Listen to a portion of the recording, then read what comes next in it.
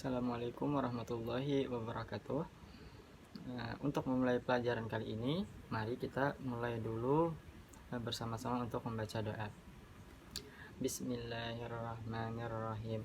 Rabbi shrah li sadri wa yassir li amri wahlul 'uqdatam min lisani yafqahu qawli. Amin. Nah, mudah-mudahan dengan doa tadi pelajaran kita pada hari ini dapat berjalan dengan lancar. Lalu bagaimana dengan kabar anak-anak sekalian? Mudah-mudahan dalam keadaan sehat walafiat dan mudah-mudahan masih semangat belajarnya. Jangan kendor, sekalipun kita berada di bulan puasa, tetap semangat untuk belajar. Baik, anak-anak, siapkan diri kita terlebih dahulu. Kepada siswa dan siswi sekalian, silahkan mengisi absen yang sudah Bapak sediakan di Google Classroom. Bisa dibuka di Google Classroom, itu isi absen. Apabila ada yang izin, silahkan isi izin. Apabila ada yang sakit, silahkan diisi daftar hadirnya, jangan mengisi yang sakit. Pada kesempatan kali ini, ada yang tahu kita membahas apa? Ya, yaitu membahas tentang sumber hukum Islam yang disepakati para ulama. Nah, itu ada Al-Quran, hadis, ijma, dan qiyas. Nah, jadi pada kesempatan kali ini kita akan membahas pembahasan sumber hukum Islam. Nah, jadi kita memasuki materi yang pertama, itu sumber hukum Islam. Sumber hukum Islam itu ada 4 menurut para ulama. Nah, jadi kesepakatan para ulama, sumber hukum Islam itu ada 4. Pertama Al-Quran, kedua hadis, kedua ijma ulama, keempat qiyas. Jadi ada 4 sumber hukum Islam. Nah, kemudian untuk membahas yang 4 ini, kita terlebih dahulu membahas salah satunya ya. Ini pada hari ini kita akan membahas Al-Quran dahulu. Jadi minggu akan datang kita akan membahas hadis, dan minggu akan datangnya ijma dan qiyas dan seterusnya. Nah, jadi seperti itu. Masuki materi yang pertama tadi, yaitu Al-Quran.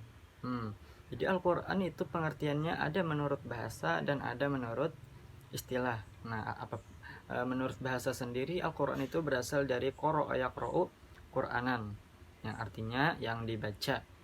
Nah, adapun menurut istilah, ini banyak para pakar, para ahli yang mendefinisikan pengertian Al-Quran.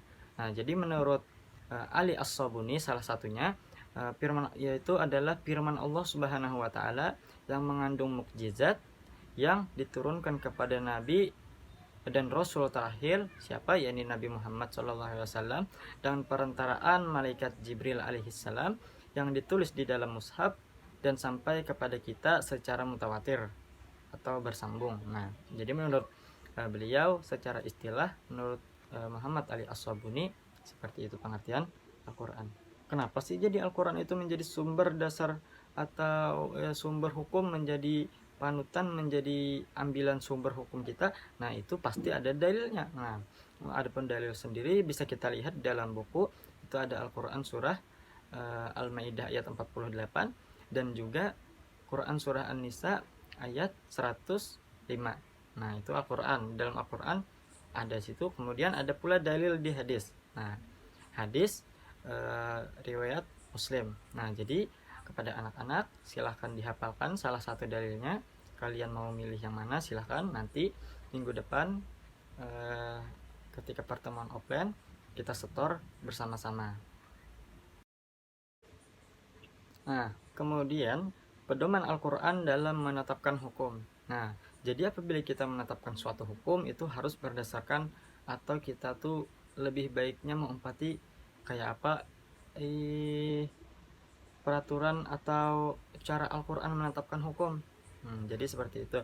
Yang pertama itu jangan menyulitkan atau tidak menyulitkan. Nah, jadi Al-Quran itu menetapkan hukum itu tidak menyulitkan. Nah, seperti itu. Sekalipun kelihatannya sulit, pada hakikatnya sebenarnya itu memudahkan untuk kita, walaupun terlihat sulit. Nah, jadi seperti itu. Yang kedua, menyedikitkan beban. Nah, jadi jangan beban itu ditambahi. Al-Quran itu tidak menambah beban. Al-Quran itu malahan menyedikitkan beban. Kemudian bertahap dalam pelaksanaannya. Nah, tidak semata-mata langsung memutuskan,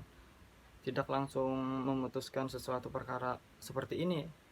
Apabila kita ingin menetapkan suatu hukum, nah jangan langsung hakim sendiri atau langsung terobos saja. Nah, tapi harus bertahap, dipikir-pikir sedikit-sedikit apabila menetapkan hukum. Sebagaimana Al-Quran, sebenarnya larangan minum khamar kan bertahap. Nah, jadi seperti itu. Kemudian membatasi yang mutlak, itu yang keempat. Yang kelima, mengkhususkan yang umum. Nah, kemudian di dalam Al-Quran itu garis besar hukum itu cuma terbagi dua. Yang pertama ada fikih ibadah yang berhubungan antara manusia dengan Allah. Yang kedua fikih muamalah yang berhubungan antara manusia dengan manusia. Nah, jadi fikih ibadah itu terbagi lagi menjadi tiga. Ada semata-mata ibadah kepada Allah, jadi seperti sholat, puasa. Nah, itu kan hubungan kita dengan Allah. Nah, kemudian ada juga hubungan dengan Allah itu harta benda dan masyarakat. Seperti zakat, kan zakat itu berhubungan dengan masyarakat, berhubungan dengan harta benda. Nah, yang ketiga ada masalah badaniyah dan masyarakat. Nah, seperti haji kan masalah badan yang pergi haji. Nah, seperti itu. Kemudian lagi yang kedua ada fikih muamalah. Nah, fikih muamalah itu terbagi tiga pula. Yang pertama ada urusan rumah tangga seperti kawin, cerai. Nah, itu urusan rumah tangga. Kemudian ada pula tentang pergaulan hidup. Pergaulan hidup, bagaimana kita bergaul dengan masyarakat seperti jual beli, utang piutang dan lain-lain. Ada pula tentang hukuman kejahatan. Nah, itu misalnya qisas, hudud. Misalnya orang yang mencuri potong tangan. Nah, itu kan masalah hukuman. Nah, seperti itu.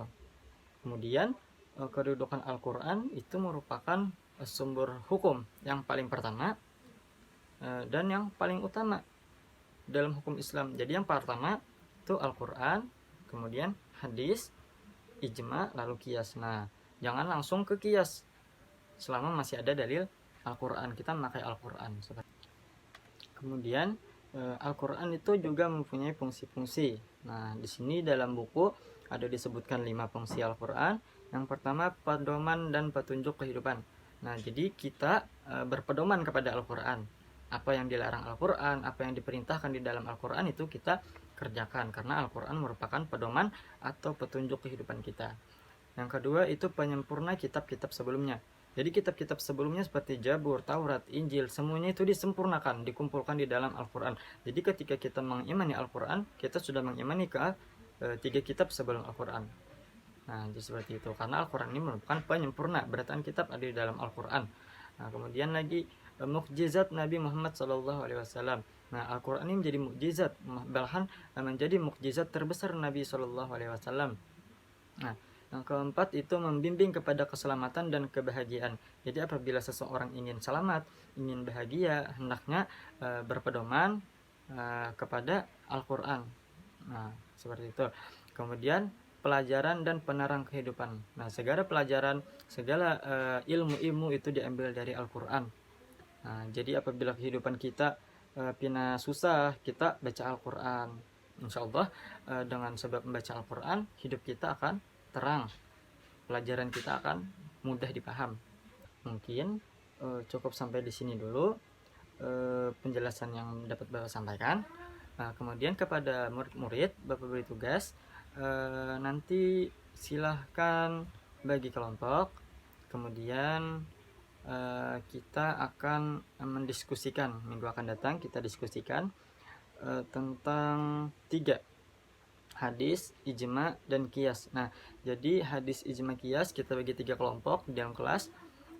Kita bagi 3. Yang satu membahas hadis, yang kedua membahas ijma, yang ketiga membahas qiyas. Nah, jadi kita presentasikan nanti per kelompok. Misalnya minggu depan maju kelompok hadis. Jadi siapkan materinya, siapkan bahan untuk yang dipresentasikan. untuk didiskusikan minggu akan datang. Dan tugas individunya, silahkan berikan ringkasan, kirimkan ringkasannya nanti di Google Classroom. Nanti Bapak siapkan untuk ruang forum pengumpulan ringkasan materi Al-Quran yang ulun jelaskan hari ini. Bisa diringkas kemudian dikumpulkan di Google Classroom. Mungkin cukup sampai di sini dulu pertemuan kita pada hari ini. Kita sudahi dengan membaca Alhamdulillah, Alhamdulillahirabbil alamin. Mudah-mudahan apa yang kita pelajari hari ini dapat bermanfaat untuk diri kita dan untuk orang banyak. Dan mudah-mudahan kita dapat mengamalkan ilmu yang kita pelajari. Wabillahi taufiq wal hidayah. Assalamualaikum warahmatullahi wabarakatuh.